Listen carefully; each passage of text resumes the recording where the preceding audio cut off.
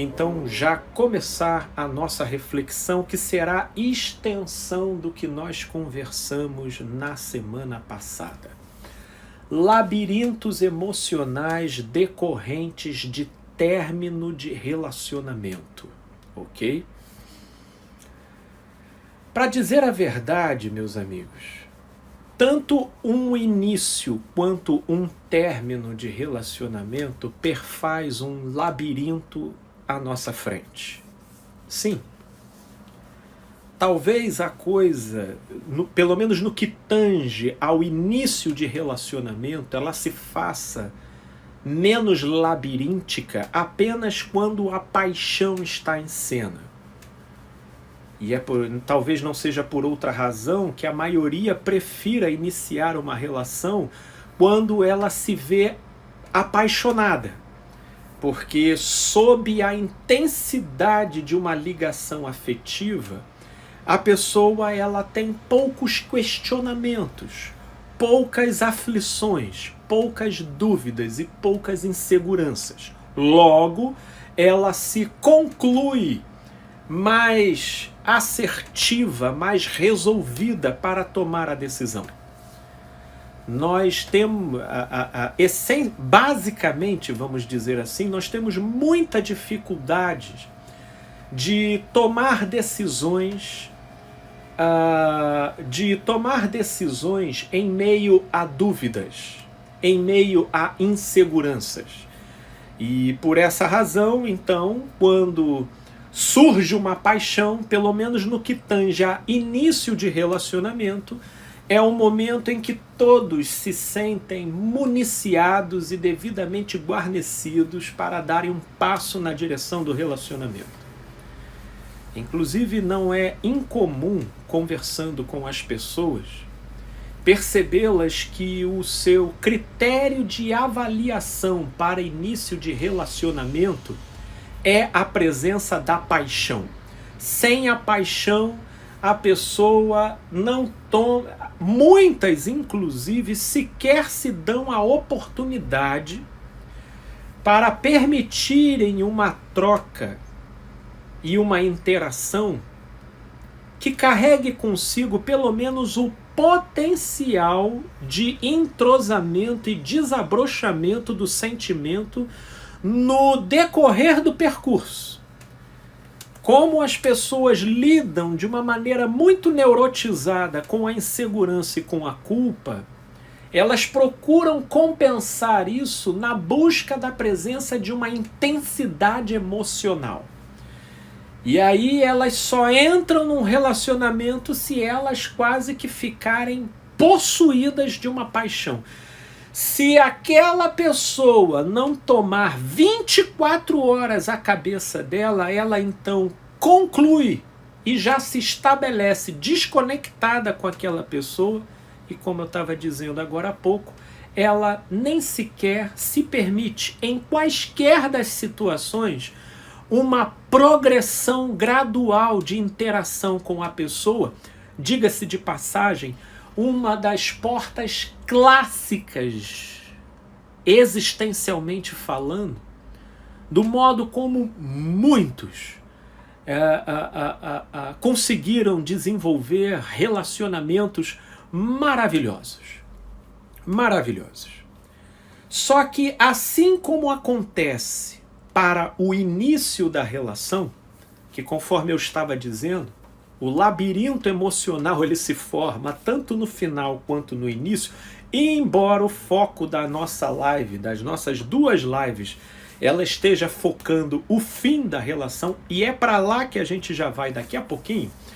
Enfim, assim como o labirinto se forma no início da relação, principalmente no início da relação, quando a paixão não está presente. A paixão não estando presente, a pessoa então ela se questiona mais.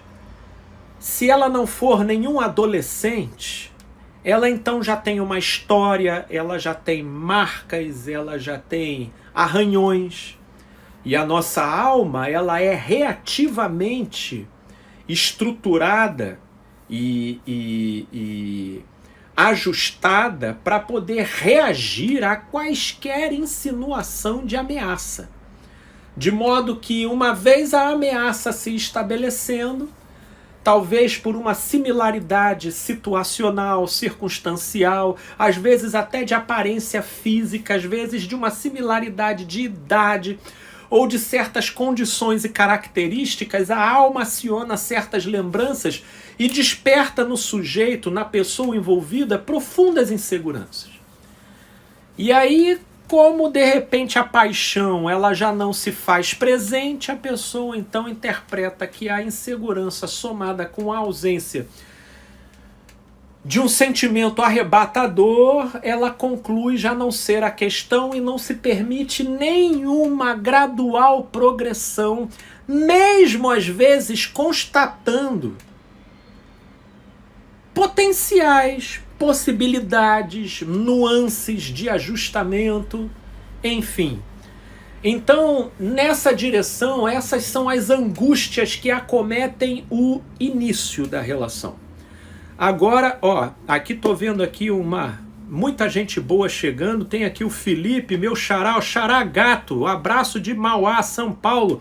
Ô, Filipão, obrigado, meu amigo, sobretudo pelo seu carinho, pela sua gentileza. Obrigado pela sua presença, seja muito bem-vindo, sinta-se em casa, viu, meu amigo? E aí eu tive aqui também o ingresso da Andréia, na sequência o Josan Araú, né? A Pati, são pessoas que estão chegando aqui na sequência em que eu estou falando e eu acabo não interrompendo a minha linha de raciocínio, para eu depois fico com dificuldade de retomar o fio da meada. Mas olha, sintam-se muito à vontade, é uma alegria muito grande tê-los aqui presente, viu? De coração. E, portanto, na sequência, continuando, vamos então lá para os labirintos referentes ao final da relação. Eu estou fazendo essa ponte com os labirintos relativos ao início da relação, porque, de uma certa forma, são faces diferentes de uma mesma moeda, né? Opa, a Paty aqui está dizendo, sou a mãe do Júlio, a vovó do Apolo. Opa, ô querida Patrícia, que maravilha, foi bom ter identificado. A princípio eu não tinha associado. Ô querida Patrícia, seja muito bem-vinda, um abraço, viu? Será uma honra conhecê-la pessoalmente, assim que possível, viu?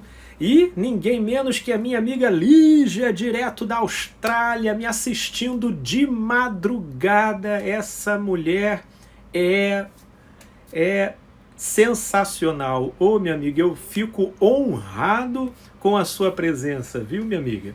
Que maravilha. Então, dando continuidade e seguindo aqui na direção, estava aqui fazendo a associação, né, com o início do relacionamento, porque ambos apresentam labirintos e, como eu disse, são faces diferentes de uma mesma moeda. Agora, indo para o final do relacionamento, o que acontece? Aí, meus amigos, é interessante que, nossa, eu só aqui pensando, já vai vindo tantas particularidades e tantas situações, que eu acho que a gente teria que gravar umas 10 lives para eu me aproximar da sensação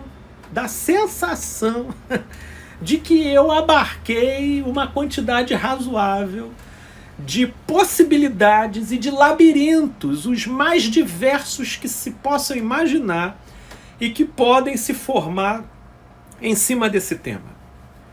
Mas, assim como muita gente só conclui pelo início de uma relação quando a paixão se torna o carro-chefe da condução da decisão. E por quê? Porque a paixão, como é caracterizada por uma intensidade emocional, a intensidade, ela dá conta de suprimir a insegurança, de obnubilar as dúvidas, de relativizar os questionamentos e de simular no sujeito um empoderamento de certeza. E, nossa, como é maravilhoso tomar uma decisão sob essa ambiência psicológica, né? Imagina, impávido, é você que eu quero. Eu não tenho dúvidas disso, né? E aí a pessoa vai, inclusive isso é muito romântico, né? Isso é bem hollywoodiano. Eu não tenho dúvidas, é você que eu quero, porque você é a paixão da minha vida. Eu nasci, eu acho que eu já fui seu de outra vida.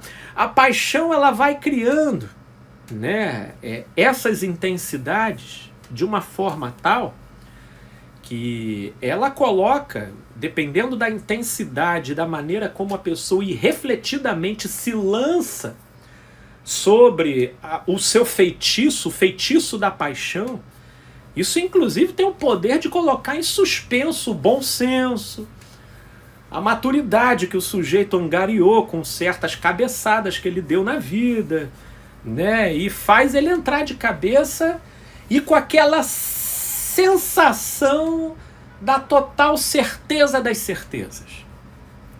Em outras palavras, assim como isso acontece para começar, esse labirinto meio que também se forma para terminar. Isso por quê? Tem pessoas... existem alguns relacionamentos, por exemplo, cuja toxicidade, tá? Cuja toxicidade da relação e da interação entre os envolvidos, até pelo modo como os observadores externos avaliam a relação, ela meio que já carrega uma obviedade relativa à necessidade de um término. E aí, quando esse término ele é uma constatação que é corroborada pela observação das pessoas do lado de fora, ou seja, as pessoas do lado de fora elas concordam, pô, cara, você já tem que terminar isso daí, meu Deus, eu não sei como você não terminou isso. Isso meio que facilita um pouco para a pessoa, concedendo a ela um senso de localização na situação, porque ela se vê respaldada pelo olhar e pela constatação do outro que a observa do lado de fora, né? Agora, existem casos em que essa corroboração ela não existe. Apesar do desgaste, apesar da incompatibilidade, apesar do não ajuste, e essa incompatibilidade e esse não ajuste, eles podem ser das mais diversas naturezas. Pode ser um desalinhamento sexual, pode ser uma discrepância de visão de mundo, pode ser um não entrosamento afetivo, instintual, daquilo que une, não só no sentido fraternal, mas também no sentido sexual, carnal, duas almas. Ou seja, falando aí no popular, quando não rola a química, não rola a química. Então, nessa direção, né? Mas o casal, de tudo, às vezes, mesmo não tendo todos esses elementos, às vezes é um casal que na fachada inspira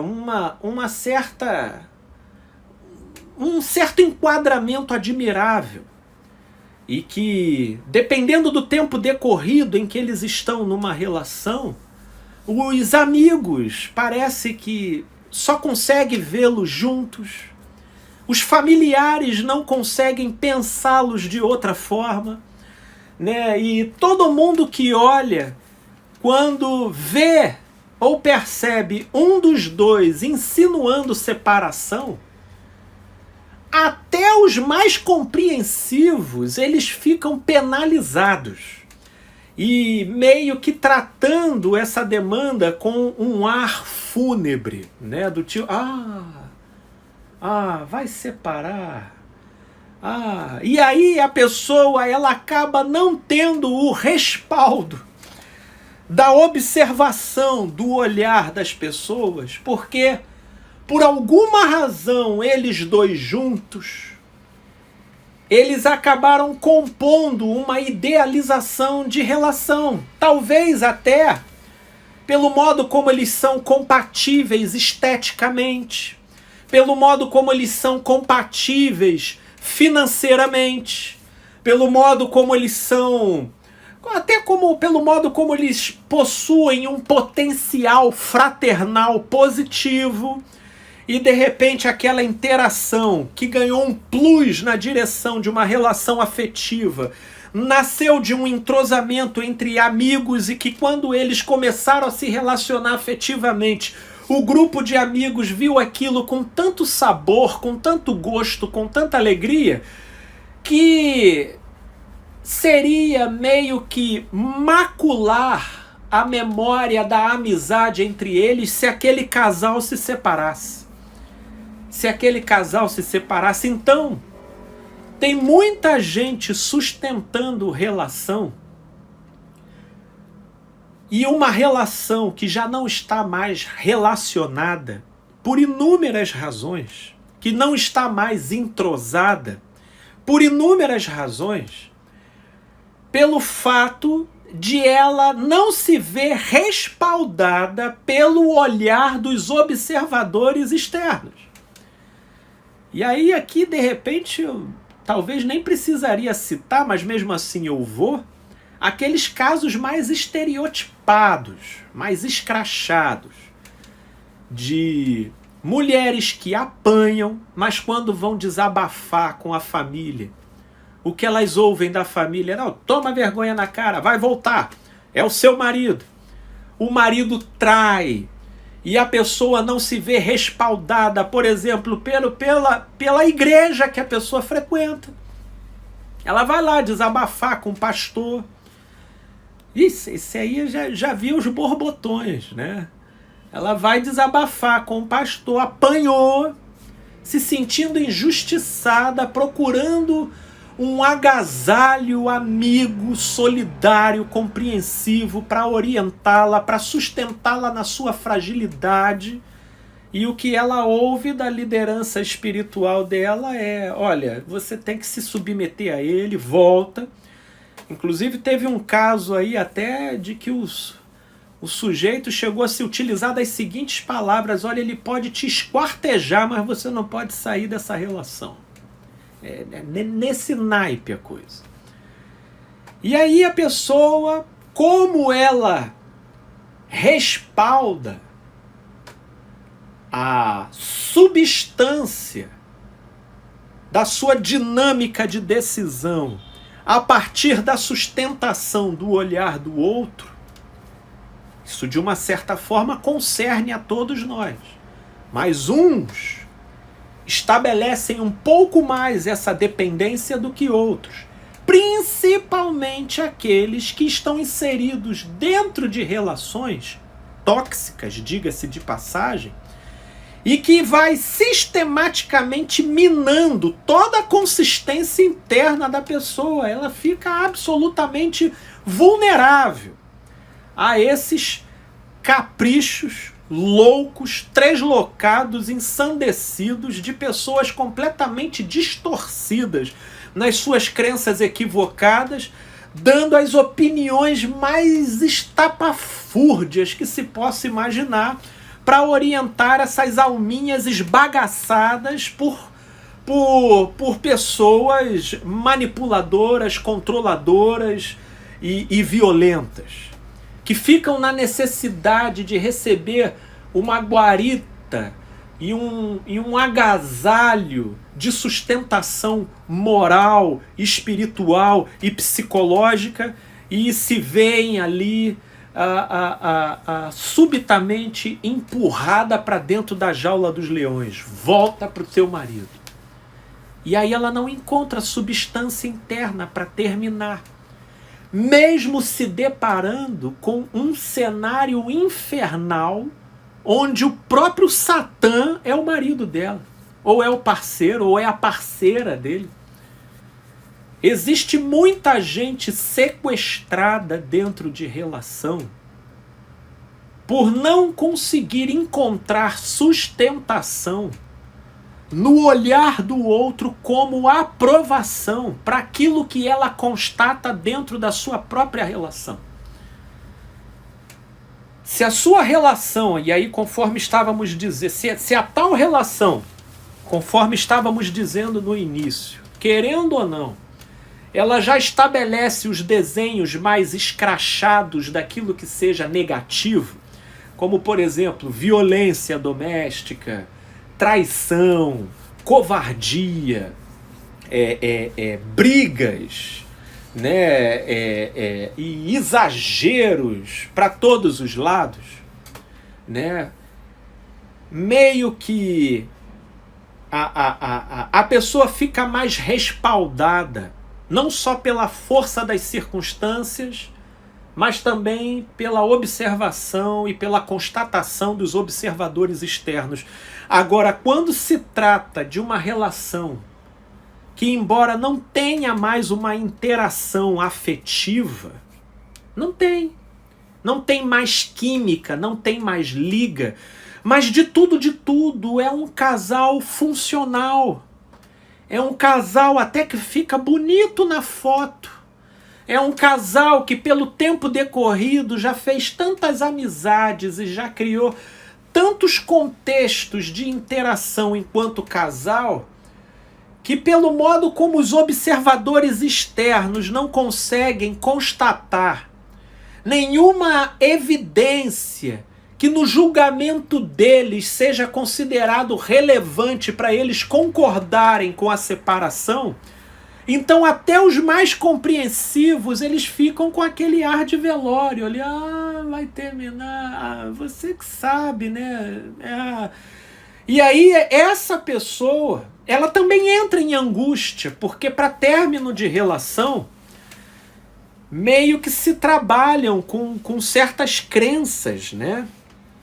De que, meu Deus, certas crenças de que só mediante determinados acontecimentos é que as pessoas elas concluem pelo término daquilo que já acabou, né? Pelo término daquilo que já acabou. Nossa, eu já tive muitos casos, inclusive, eu tive um caso que envolvia tanto desentrosamento, tanta discrepância, que a maneira de ser de um hiperlativizava as disfunções da personalidade do outro. E as disfunções da personalidade do outro, no modo como se demonstravam extremamente agressivas, acabavam retroalimentando aquela maneira de ser que outrora espontânea e sem querer, chega um momento que ela passa a ser proposital, como protesto do sujeito de não querer se ver controlado pela maneira de ser agressiva da outra pessoa. E então passam os dois, anos a fio, sistematicamente mentindo um para o outro, passando o outro para trás e tudo, ou seja, dando todas as evidências relativo àquilo que tem um potencial cancerígeno para uma relação. Houve um certo caso que eu lidei e que as notificações de mentiras, de grosserias, até de estapeamentos entre os dois eram tão frequentes.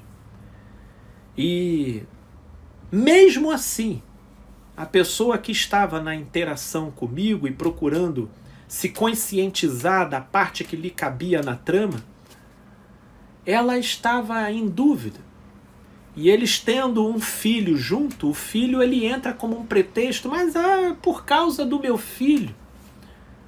Ok, você acha que o trauma de uma separação, que querendo ou não é algo tópico. Será traumático, mas será um trauma tópico. E que remeterá a criança a uma futura readaptação. Isso é pior do que um trauma contínuo, que é aquele que não é tópico, porque a permanência de vocês dois enquanto casal será um trauma contínuo para essa criança. Porque eu tenho certeza que nem você gostaria de um marido conforme o seu marido para sua filha, e nem o cara gostaria de uma esposa conforme a esposa dele para o filho dele. As pessoas não querem, mas elas ficam de pressupor que o trauma de uma separação, que é algo tópico, supostamente seria superior do que um trauma contínuo relativo à forçação de barra em permanecer numa relação onde já não existe entrosamento, onde já não existe ligação.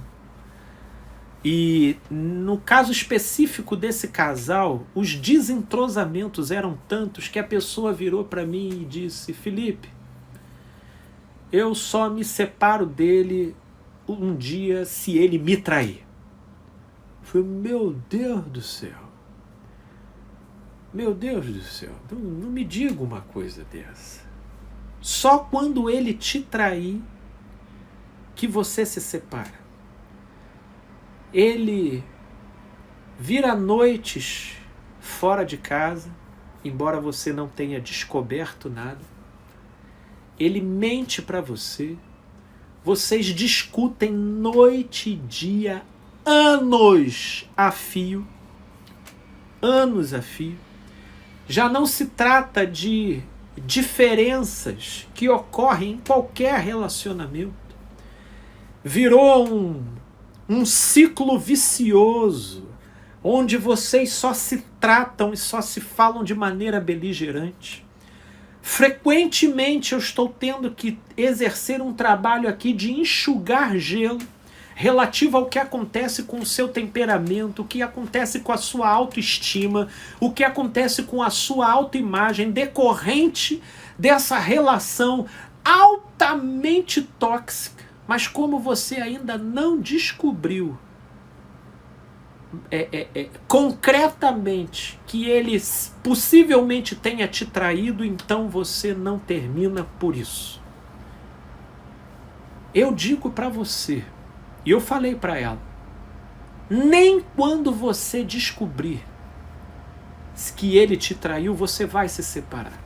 Porque, na verdade, você está criando um ponto de condição que, por enquanto, de tudo que ele já fez, ainda se estabelece como uma exceção para ludibriar o espancamento da sua própria consciência de que você precisa se separar, mas você não consegue, porque você desenvolveu com esse sujeito um transtorno de personalidade dependente.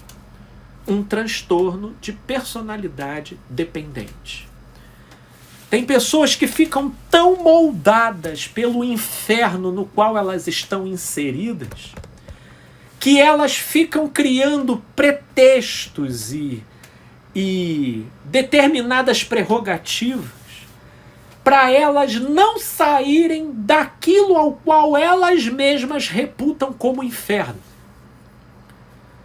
E então muita gente coloca na direção, muita gente se tranca dentro de uma condição de total dependência financeira da pessoa, se coloca numa condição de não se separar por causa de filhos, e aí coloca os filhos na jogada.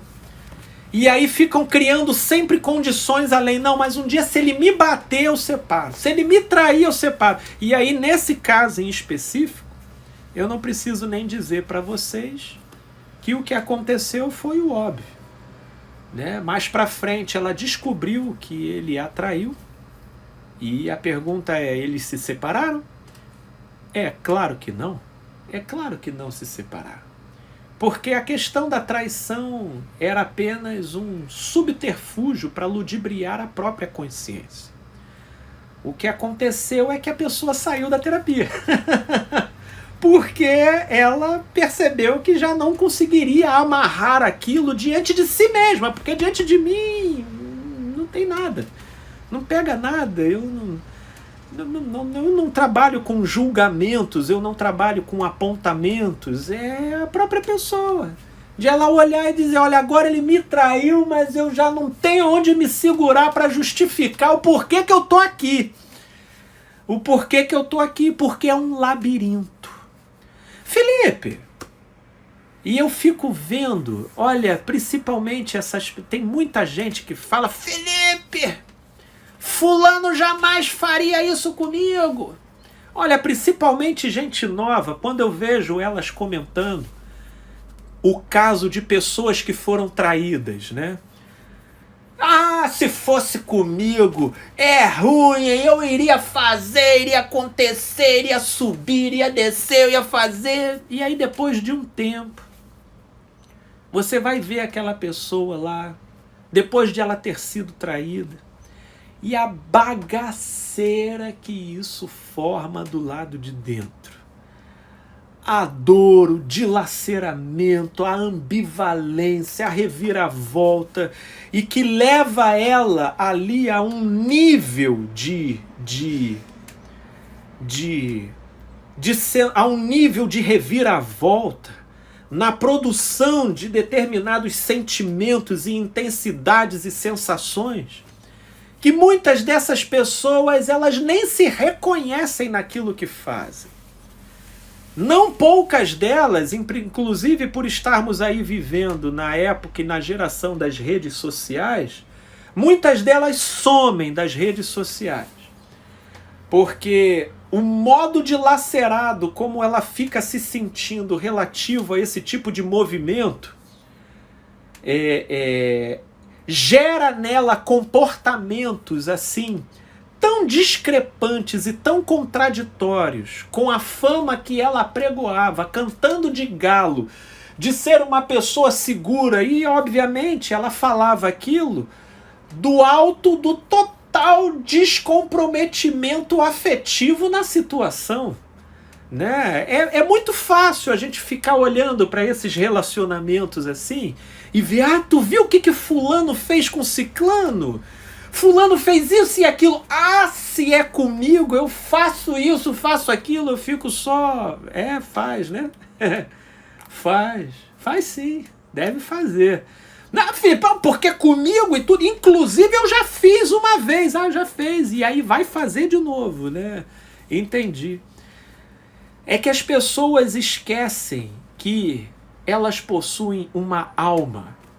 E eu usei essa palavra propositalmente, labirinto, porque é justamente o que se forma nessas horas. Meus amigos, nós temos pitaco para dar nos acontecimentos da vida alheia à torta e direito. Só até o dia que acontece com a gente. Talvez se já aconteceu com você, você já pode ter uma maior visibilidade de como a coisa funciona, sobretudo com você. Porque ainda tem isso, né? Muita gente vive de fabricar doutrinas universais a partir do modo como ela particularmente vivenciou uma situação. E aí, porque tem um ou outro que passou por um determinado término de forma blasé, de forma assim um tanto quanto desconectada, ela então fabrica uma doutrina universal em cima daquilo e já começa a achar todo mundo extremamente imaturo e completamente translocado por vivenciarem esse tipo de momento da vida de uma forma labiríntica. Ainda tem muito disso. E eu já vi gente também, já vi mesmo, que viveu uma certa normose no primeiro término, no segundo término, até chegar a um determinado momento que na interação com uma dada pessoa, aquilo tocou a alma dela de uma forma diferente, e ela que estava pressupondo que ela sabia lidar com essas coisas, de repente ela se vê possuída por um sentimento e por uma sensação que ela não consegue orquestrar.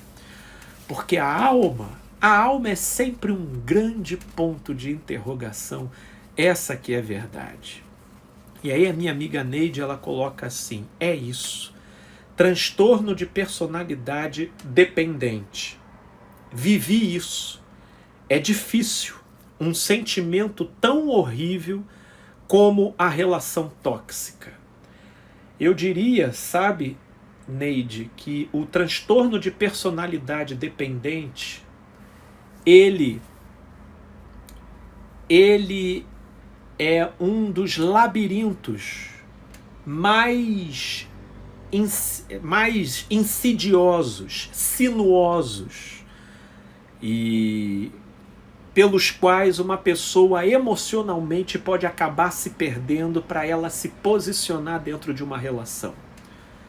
Isso porque, como ela tem muita dificuldade de constatar isso como configuração dos seus afetos, ela está sempre ludibriando a si mesma de que existe supostamente alguma razão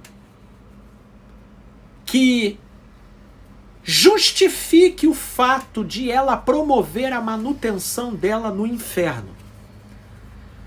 Racionalmente, essa razão, ela nunca se estabelece como tal.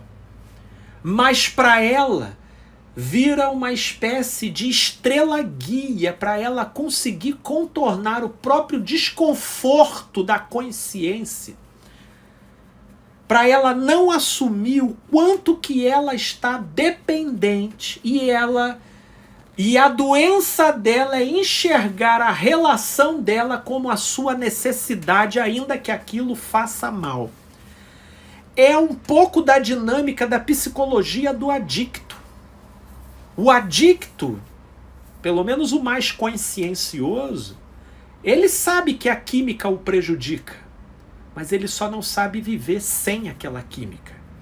Então isso gera um curto-circuito de consciência tão grande dentro dele que gera angústia. E aí o sujeito, para contornar a própria angústia, ele precisa criar subterfúgios de razões que extrapola a própria racionalidade daquilo que pela análise simples do bom senso ela constata na relação, mas são subterfúgios que viram ilhas de fuga dentro do próprio sujeito para ele mesmo justificar a permanência dele numa relação que está notoriamente desgastando, inferiorizando, intoxicando ou na melhor das hipóteses, né, estagnando a vida da pessoa, estagnando, parando. Não vai para trás, mas também não vai para frente. Estagnou, né?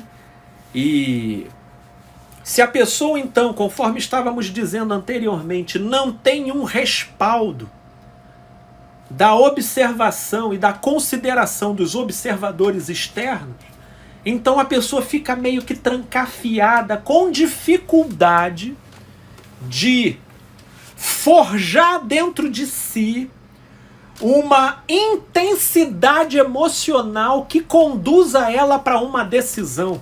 E está aqui um outro ponto labiríntico relativo a término de relacionamento. Nós somos seres altamente pulsionais. A gente dificilmente se permite treinar o funcionamento psicocognitivo na direção de tomar decisões não necessariamente patrocinado pelo ímpeto do sentimento, mas pelo significado que existe na consciência. Isso daí, meus amigos, até eu me incluo, ok? Isso é um desafio para todos nós. E é nessa direção que eu fico tentando me treinar o tempo todo, mas eu quero trazer esse ponto aqui também para as nossas considerações. Porque, assim como eu estava falando no início, que tem gente que só se permite relacionar quando ela se sente apaixonada, porque como a paixão ela confere para a pessoa uma sensação de certeza e que momentaneamente coloca em suspenso as dúvidas, as inseguranças e os questionamentos, aí a pessoa decide pelo início de uma relação, ainda que depois ela se veja caindo numa cilada. Mas ela pelo menos decide por conta da presença da intensidade do sentimento, que é na maioria das vezes aquilo que a gente espera se estabelecer como conjuntura afetiva interna para a gente então tomar as decisões, porque dificilmente ou quase nunca nós tomamos decisões baseados naquilo que eu chamo de uma atitude em fé. Uma decisão baseada numa atitude em fé é uma decisão que não é patrocinada pelo sentimento. Ela é capitaneada pelo significado e pela decisão do sujeito acreditar naquele significado. Olha, por todas as coisas que eu já vivi, que eu vejo, pelas predisposições e os elementos que eu vejo presente na trama, eu decido acreditar que existe algo melhor para mim e aqui eu não vou ficar.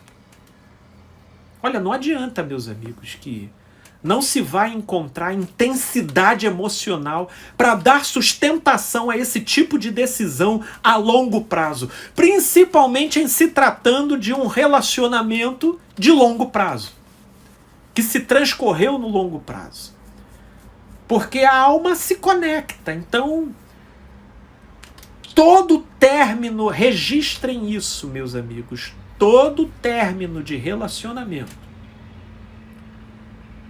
por mais terminado que de fato ele esteja, dependendo do tempo decorrido, dependendo da história que foi vivida, olha, meus amigos, até as histórias mais escabrosas, daquelas que foram alvo de violência, de traições e de toda sorte de malignidades, até essas, quando são finalizadas, a pessoa que está finalizando, ela finaliza com uma certa cota de dúvida, com uma certa cota de insegurança.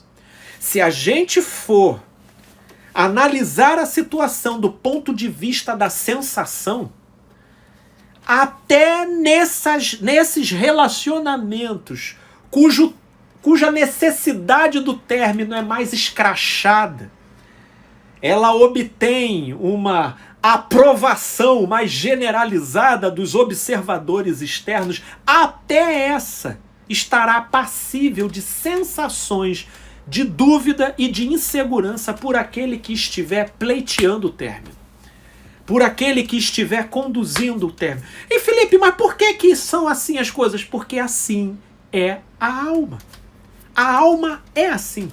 A alma, ela é ambivalente. E o que é a ambivalência? A ambivalência é a coexistência na nossa subjetividade dos opostos entre si. A segurança e a insegurança estão aqui, a certeza e a dúvida estão aqui, a bondade e a maldade estão aqui, a alegria e a tristeza estão aqui. São forças difusas, mas que mesmo na sua contrariedade e oposição, elas coexistem como tendência e como potencial de vir a ser na nossa subjetividade. Portanto, não se surpreenda se mesmo diante dos cenários mais óbvios, você desfrutar um sentimento de contradição. De contradição. E olha, isso em todos os níveis e esferas da vida. Felipe, você acredita que eu sempre busquei aquela promoção? Sempre busquei. Quando eu consegui, eu fiquei triste? Felipe, você acredita que aquela pessoa que eu sempre quis sair com ela, sempre admirei, quando ela finalmente me deu atenção, passou o meu interesse por ela? Olha, esses níveis, né, de contradições, de subtezas, de reviravoltas no nosso modo sensorial, isso não é anormal, isso não é patológico, isso é a alma. Só que como nós somos pessoas muito pouco conscienciosas e tremendamente almáticas, ou seja, puncionais, a gente só quer tomar decisões quando houver a força de uma intensidade afetiva dentro da gente. E aí, no caso referente a término de relacionamento, é como uma vez eu ouvi uma pessoa dizendo para mim: Felipe, olha, você pode ter certeza que eu vou terminar. De uma certa forma, eu posso até te dizer que eu já terminei. Aqui no meu coração eu já terminei. Mas para eu ir lá tomar uma decisão, eu estou esperando ele me deixar com raiva. Ok? Ele me deixar com raiva, porque quando ele pisar ali na bola, que ele fizer uma situação e vir uma raiva, que vira e mexe me vem, aí, Felipe, vai ser o momento que eu vou terminar. O que essa pessoa ela está pleiteando nessa situação? Ela está tentando estabelecer a concretização de uma decisão que conscientemente ela entendeu que precisa tomar, mas está aguardando o respaldo do sentimento para patrocinar aquela decisão. Por que geralmente eu desanimo esse tipo de iniciativa? Porque num momento de raiva, num ímpeto de raiva, todos nós somos capazes de pleitear uma separação. Mas essa raiva, ou pelo menos na expressão do seu ímpeto, ela não dura para sempre. E se for o caso de uma relação de longo prazo, eu te pergunto, como é que você dá sustentação à decisão? Ah, não, Felipe, mas aí depois eu já estou separado. E a ambivalência da alma? Principalmente num momento de raiva, onde, patrocinados por um determinado ímpeto, o nosso juízo consciente geralmente diminui. E aí a gente fica mais propensos a exageros, a crises de fúria. E aí esse tipo de movimento ainda gera na gente a contrapartida da culpa. E a contrapartida da culpa acaba fragilizando a gente na necessidade de ter que se redimir, numa espécie de movimento de remorso. E aí não são poucas as vezes em que eu assisto pessoas esperando serem possuídas por uma intensidade emocional de raiva e de desgosto para então conduzirem uma separação. Aí essa intensidade vem, porque afinal de contas a relação já é toda louca e disfuncional. Ela toma a decisão para 2, 3 meses depois, às vezes 6 meses, ou às vezes até muito menos, está ela voltando novamente. Por quê? Porque a intensidade emocional passou. Foi embora. E aí como é que dá? Como a pessoa ela não treinou a atitude em fé na direção de caminhar baseado em significados e não no patrocínio da intensidade do sentimento, quando ela não percebe intensidade de sentimento, ela às vezes retrocede às decisões mais contraditórias na contramão do bom senso. Portanto, meus amigos, trocando em miúdos aqui, e já chegando no final da nossa reflexão, o que nos salva dos labirintos emocionais, tanto de um término de relacionamento quanto do início, é a atitude em fé. É uma atitude em fé. Porque a alma, ela se adapta aos cenários mais tenebrosos que você possa imaginar.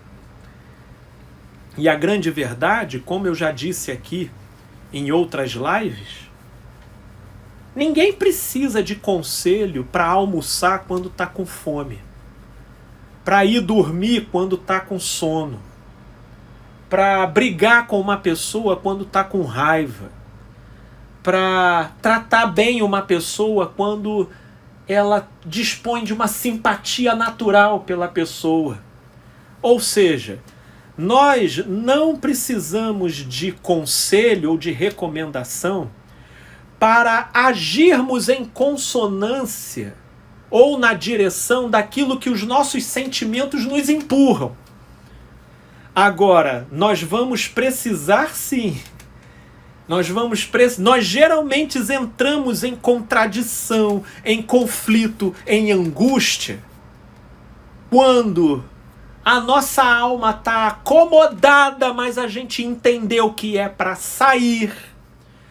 Quando a gente está com fome, mas não é hora de comer. Quando a gente entende que precisa dormir, mas o sono não vem. Quando a gente está com raiva, mas a gente não pode brigar. Quando a gente sente um tesão danado, mas a gente não pode transar. Ou seja, quando, pelas mais diversas razões, nós somos colocados na contramão do modo ambivalente como funcionam as nossas sensações, é aí que surge o conflito. E é aí que a maioria de nós perde a propriedade para tomar as atitudes mais decisivas relativo à cura, relativo à libertação do nosso panorama de vida. Porque poucos de nós exercitamos aquilo que eu chamo de uma atitude em fé, que é uma decisão baseada no discernimento que você está tendo do significado do que está em jogo e não da intensidade sentimental que você esteja sentindo no momento. E aí, nessa direção, quem assim busca exercitar não é alguém que vai necessariamente anular os sentimentos. Eu não estou aqui fazendo uma apologia de anulação dos sentimentos como proposta do bem viver. Não. Os sentimentos, eles têm o seu lugar, eles são humanos, eles não são um problema, eles são um tempero maravilhoso para a vida. Mas quando eles funcionam como tempero e não como volante. Isso porque quem exercita uma consciência em fé vai perceber que mesmo apaixonado por certas pessoas, vai ser importante ela não alimentar essa tendência por aquilo que ela constata como inadequação para levar adiante aquela relação. Tem muita gente que se apaixona pela aparência do outro. Muita. Ah, Felipe, desculpa, é um crápula, mas olha, é um deus grego. Ah, Felipe, olha, eu não suporto passar 2 minutos conversando com ela, mas aquele bumbum e aquele peito, Felipe, é extraordinário. Tem gente que estabelecem esses crivos de entrosamento, e aí entra na relação. Apaixonado por aquela aparência, pela visibilidade, meio que pelo glamour que aquilo proporciona para ela no meio onde ela frequenta, mas o interior e o intestino da relação, meu Deus, é caganeira o tempo inteiro, é diarreia o tempo inteiro e tal, e aquele salseiro. E aí, pelo tempo decorrido, se a pessoa com quem ela se junta tem uma suscetibilidade adoecida de alma, tanto de maneira compatível com a doença dela, vai os dois se retroalimentando numa enfermidade psicológica em nome das razões mais triviais, mais banais, mas eles se veem sem forças para se separarem, não porque eles não tenham razão para tal, porque as razões sobejam, mas porque eles não conseguem ter a ajuda e o patrocínio dos próprios sentimentos. Essas pessoas, elas querem pensar assim: ah, Felipe, eu vou me separar do fulano, olha, eu não tenho entrosamento nenhum com ele, eu não tenho intimidade nenhuma com ele, mas eu vou me separar do fulano o dia que eu senti um nojo dele.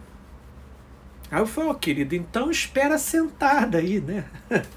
Espera, não, Felipe, porque olha, a concunhada da tia do primo do meu vizinho Chegou um momento que do nada ela teve um nojo da pessoa e se separou. Eu falei assim, então você quer estabelecer uma doutrina universal com um caso que do ponto de vista estatístico é uma verdadeira exceção, para estabelecer isso como um subterfúgio para si mesmo, de que ou isso acontece com você, ou você jamais se separa desse sujeito, ou dessa pessoa. É isso que você está querendo dizer. E é assim que nós fazemos. Porque como nós idolatramos os nossos próprios sentimentos, se eles não corroboram mesmo o nosso discernimento do óbvio estapeando a gente para lá e para cá, referente àquilo que nós deveríamos decidir, como nós não encontramos uma propriedade de sentimento para corroborar aquilo, então a gente desiste da decisão. E aí a gente muda de ideia. Muda de ideia, porque às vezes eu falo, puxa filho, mas essa pessoa estava te prejudicando tanto e você vai voltar lá. Felipe, é que eu senti uma saudade. Eu senti uma saudade da pessoa e, sei lá, eu acho que de repente as pessoas podem mudar, né? Eu fico, de repente pode mudar, né? A sua saudade.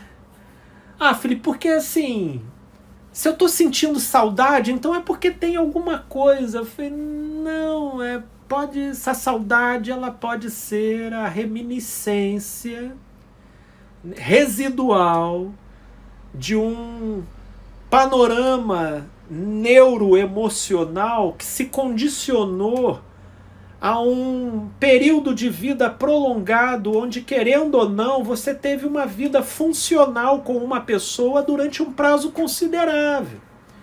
E aí vem certos movimentos de sensação de nostalgia, mas não necessariamente isso seja amor. Mas como nós somos capitaneados por aquilo que nós sentimos, pelo simples fato de sentir, a gente sai transgredindo uma série de conclusões que nós mesmos já chegamos sobre a situação. Pelo simples fato de sentirmos.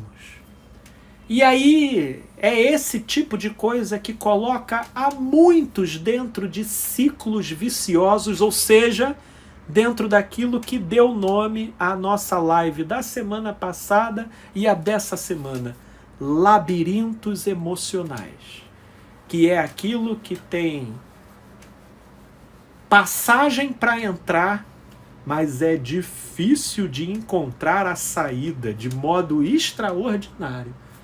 Porque a pessoa, não enxergando os próprios condicionamentos que aquela relação promoveu sobre a própria alma, capitaneada pelas próprias sensações, ela coloca de lado o seu próprio discernimento sobre os acontecimentos para se entregar a uma sensação do momento.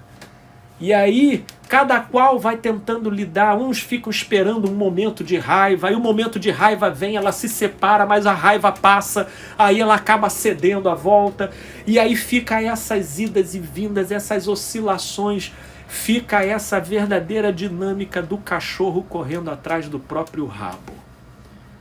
Meus amigos, o que nos salva do labirinto emocional é uma atitude em fé.